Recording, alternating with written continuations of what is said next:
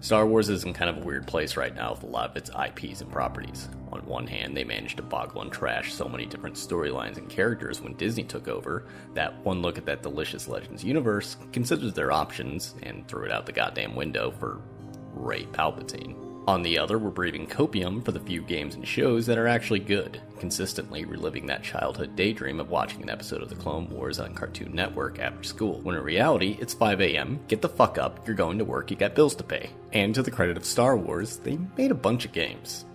I mean a crap ton. Some of them are good, some of them not so good. Though, one of them stood out, the one we're going to talk about today, Star Wars Bounty Hunter.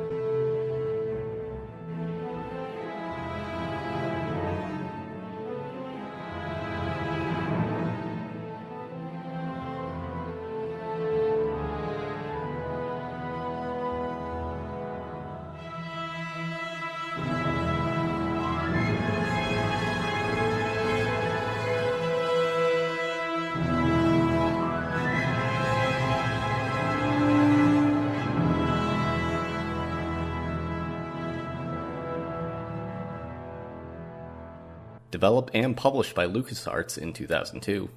Jesus Christ, it's been 23 years. The PlayStation 2 and GameCube, it was a prequel game set between Episode 1 and 2 and told the story of Jango Fett and his journey to becoming the template of the Clone Army.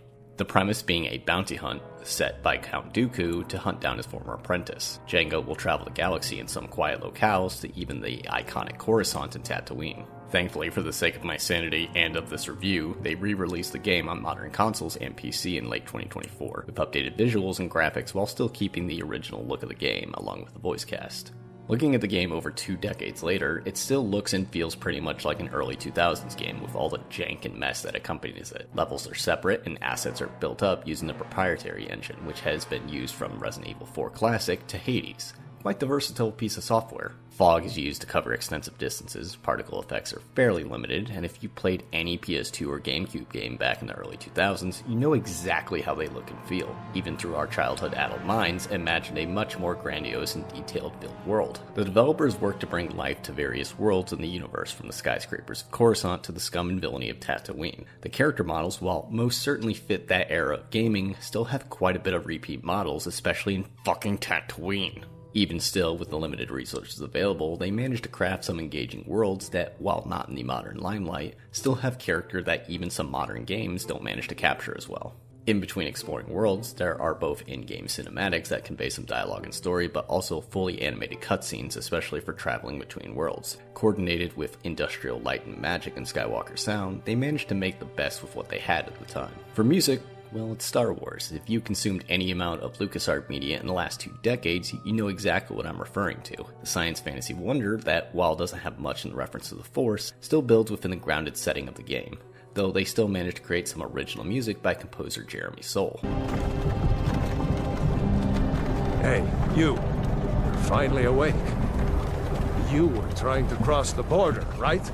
Yeah, that Jeremy Soule. Same guy who made the soundtrack to Skyrim. Shout out to fucking Bethesda for making a remaster of Oblivion, by the way. Had his hands in Star Wars Bounty Hunter. Although you really can't have Star Wars without those iconic sounds that have been burned into our brain. So how are they?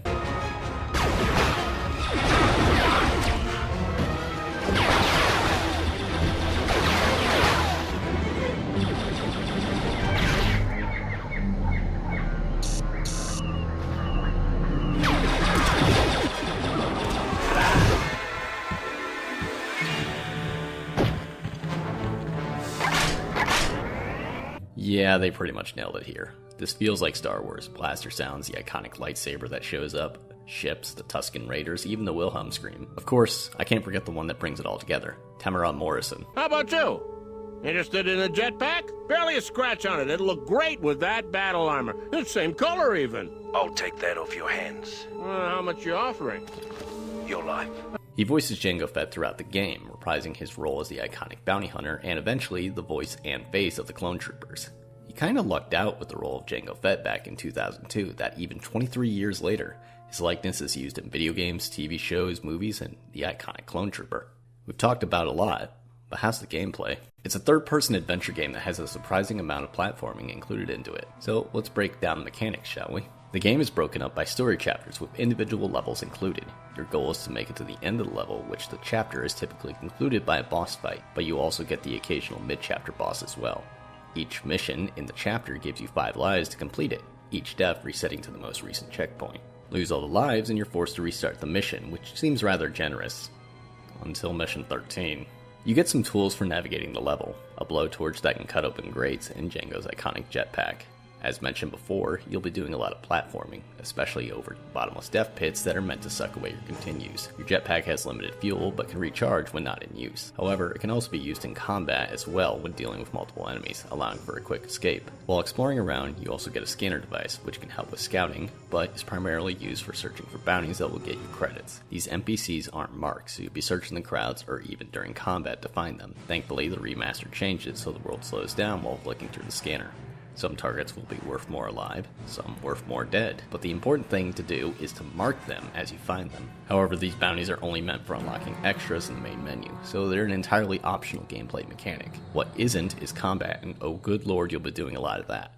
Thankfully, the game gives you tools to help you mitigate the effort. You have your standard blasters, which are going to be your primary weapon throughout the game. Unlimited ammo, but you can hold the trigger for consistent fire, or be a crack-addled maniac and fire as fast as you can pull the trigger. That blowtorch can also be used as a flamethrower that uses jetpack fuel, but is good for crowd control. Poison darts can kill enemies instantly from a distance. Your whipcord, which is typically used for bounties, can also restrain enemies briefly. Grenades for explosive crowd control, along with a few weapon pickups. Blaster rifle, heavy cannon, and sniper rifle, all of which can do exceptional damage but have a limited ammo supply. Your jetpack also has rockets later on in the story, which can be a single rocket or cluster munition to give the Geneva Conventions a run for their money. If all else fails, you can break out the fisticuffs and beat someone to death. There are back-to pickups to heal any damage you take, a jetpack fuel that gives you 10 seconds of flight time, and Mandalorian Rage that makes you invulnerable and do more damage for a short time. As for the story, as mentioned before, this is a fairly simple premise for a video game. Jango Fett is competing against other bounty hunters for the grand prize of 5 million credits to hunt and kill Kamari Vosa, Dooku's former apprentice. Obviously, this is a setup to find the perfect clone template for the events of the second movie, and you aren't competing alone here. You're late, Fett. Montross. It's been a long time, Django. Not long enough. If you're here to question this gangster, I'm afraid he doesn't have much more to say. He just froze up on me. Once again, it looks like we're after the same thing. And I'm still a step ahead of you.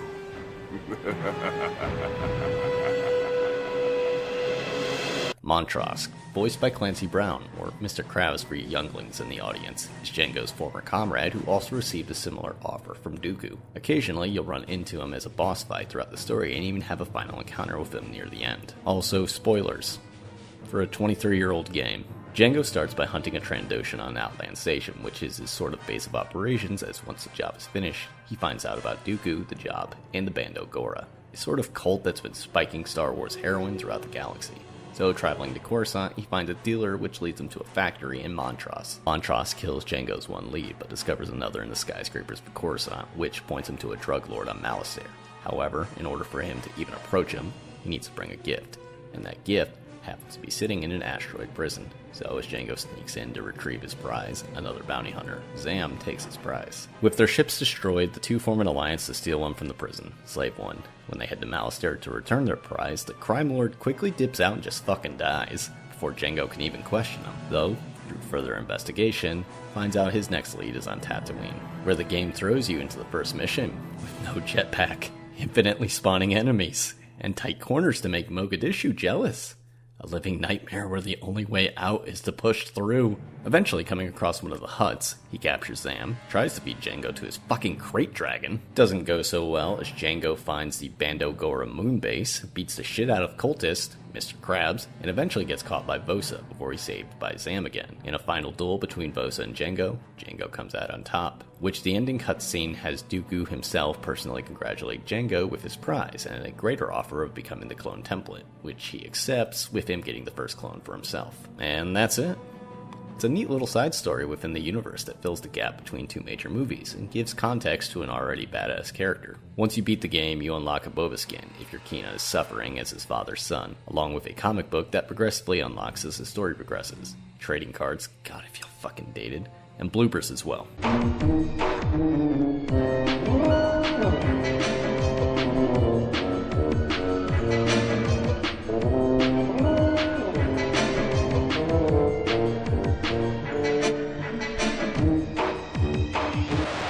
Overall though, it's a fun 10-hour experience that you can pay pretty cheap for on most modern consoles. That's all for now. Thank you so very much for watching. I've got another Star Wars inspired review that will follow this one. Till then, have a good one, lads. Thanks for watching. For you, I'll make an exception. Just like old times, vet.